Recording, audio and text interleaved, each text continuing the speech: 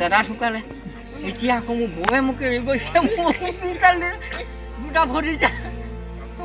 কৃষ্ণ সেইটো মোৰ ডাঙৰ ভতিজা আৰু এইটো মোৰ সৰু ভতিজা কি অৱস্থা হৈছে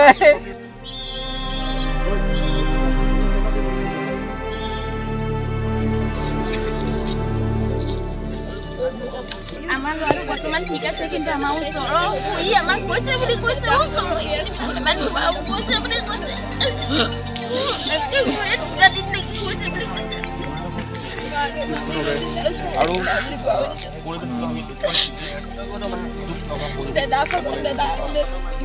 আচলতে আজি পুৱাই এক শোকাবহ ঘটনাই আচলতে গোলাঘাট জোকাৰি গৈছে সমগ্ৰ ৰাজ্য জোকাৰি গৈছে এই গোলাঘাটৰ যি কমাৰবন্ধাৰ বচা ভৰলুৱা গাঁও এই বচা ভৰলুৱা গাঁৱত এতিয়া শোকৰ বন্যা বৈছে কিয়নো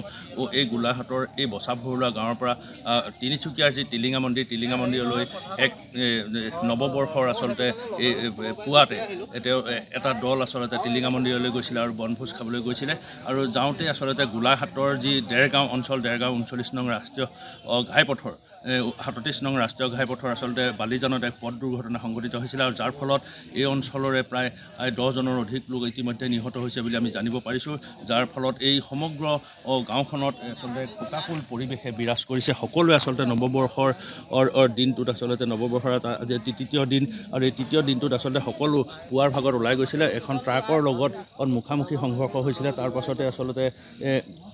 কেইবাজনো লোক ইতিমধ্যে নিহত হৈছে বুলি আমি খবৰ পাইছোঁ আৰু কেইবাজনো আহত হৈছে আৰু যিসকল আহত হৈছে যোৰহাট চিকিৎসা মহাবিদ্যালয়লৈ প্ৰেৰণ কৰা হৈছে আৰু নিহতসকলক আচলতে গোলাঘাট কুশল কোঁৱৰস্বামী চিকিৎসালয়লৈ নিয়া হৈছে আমি কিছু আচলতে শোকাকুল পৰিৱেশ সেই নৱবৰ্ষৰ প্ৰাকক্ষণতে আচলতে শোকাকুল পৰিৱেশ আমাৰ ইয়াৰ মহিলাসকল আছে আপোনালোকৰ পৰা অকণমান কি হৈছিলে কেতিয়া গৈছিলে তেওঁলোক ক'লৈ গৈছিলে মই সবিশেষ নাজানো মোৰ গাঁওখন বেলেগ মই এতিয়া আহিছোঁৱে মোৰ মানে ভতিজা কি কয় মামাৰ ল'ৰা এজন গৈছিলে তেওঁ বৰ্তমান যোৰহাট চিভিলত সংকটজনক অৱস্থাত আছে আৰু মোৰ ওচৰ মানে মাৰ ঘৰ ইয়াত ওচৰ চুবুৰীয়া এখেতলোকৰ মানে তিনিজন তেওঁলোকৰ 2জন বৰ্তমান ডেথ হৈছে বুলি গম পাইছোঁ 15জনক খবৰ পাইছোঁ মোৰ ল'ৰা আছে তাতে হয় এই মানে ইয়াৰ পৰা কেতিয়া গৈছিলে কি হৈছিলে মানে ইয়াৰ পৰা মানে 3:30 বজাত সিহঁতি ওলাই গৈছে ওলাই গৈ পেলাই আপোনাৰ অলপ পিছতে ফোন আহিছে আৰু আপুনি এনেকুৱা ঘটনা এটা হৈছে তাৰপিছতে তাৰ ভিতৰতে 10-15জনমান বোলে হৈছে মানে তেওঁলোকে টিলিঙা মন্দিৰ গৈছিলে আজি গৈছিলে আজি পুৱা 3:30 বজাত গৈছিলে ইয়াৰ পৰা গৈ পেলাই আপোনাৰ 6:30 বজাত ফোন আহিছে এইখন কি গাঁও এইখন বচা ভৰলুৱা একেখন গাঁৱৰে প্ৰায় একেখন পিকনিক খাবলৈ গৈছিলে টিলিঙা মন্দিৰ চাব টিলিঙা মন্দিৰ দৰ্শন কৰি পিকনিক খাই গুচি আহিম বুলি কৈছিলে হয় একেটা পৰিয়াললৈ এতিয়া এই ঘৰৰ মানুহে আপোনাৰ অকল মতা মানুহ 2জনহে আছে বুলি কৈছে বাকী সকলো পিকনিক খাবলৈ গৈছিলে তেতিয়া মানে ডেথ হৈছে বুলি কৈছে খবৰ পাইছে হয় নিশ্চিতভাৱে আচলতে শোকাকুল পৰিৱেশ অঞ্চলটোত আমি পৰিৱেশ দেখুৱাবলৈ আচলতে যথেষ্ট কষ্টৰ হৈছে আমি পৰিৱেশ দেখুৱাইছোঁ যথেষ্ট লোক ইয়াতে সমবেত হৈছে কিয়নো আৰু যিটো আমি এটা ঘৰ দেখুৱাম আচলতে এই গৃহটোৰ আচলতে লোকসকল গৈছিলে আৰু তেওঁলোকৰ আচলতে কেইবাজনো লোক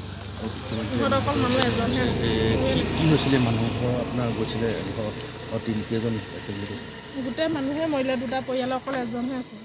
আৰু সেই মানুহ 2জনহে আছে ঘৰ মাইকী মানুহ মানে সিঘৰৰ ল'ৰা এটা তাৰপৰা মাক এই ঘৰ মানে গোটেই 3জনে ন ছোৱালী 2জনী মাক এজনী তাৰপৰা ইঘৰৰ ল'ৰা এটা মাক এজনী মানুহ 2জনহে আছে ঘৰ ৰখীয়া 2জন মানে ঘৰ ৰখিছিলে হয় 3টা বজাত গৈছিলে ৰাতিপুৱা 3টা বজাত হয় নিশ্চিতভাৱে আচলতে 2টা ঘৰ দুটা পৰিয়াল আচলতে ইতিমধ্যে এই শোকাবহ দুৰ্ঘটনাত আচলতে নিঃশেষ হৈ গৈছে কিয়নো আচলতে যথেষ্ট ঘন কুঁৱলী আৰু পথৰ